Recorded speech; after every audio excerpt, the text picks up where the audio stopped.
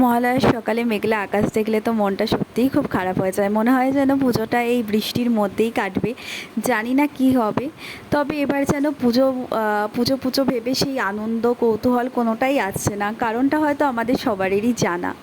তো যাই হোক, সকালে ক্লাস করিয়ে তারপর ডক্টরের কাছে যাব। তো ডক্টরের কাছে টাইম ছিল 1টা থেকে 1:30। তো সেই মতো মাঝের সময়টা পিসির বাড়িতে কিছুক্ষণ ছিলাম। তারপর ডক্টর দেখিয়ে কিছু কেনাকাটা করে লাঞ্চ করতে গিয়েছিলাম। তো লাঞ্চ করার পর আবার কুলফি গেলাম, যেটা আমার খুব ফেভারিট। কিন্তু বললে এটা খেয়ে ব্লুবেরি গলার বলো না। অবস্থা খুব খারাপ হয়েছিল। নেক্সট উইকে দশমীর দিন আমরা ঘুরতে যাচ্ছি। তো কোথায় যাচ্ছি সেটা পরেই না হয় বলবো।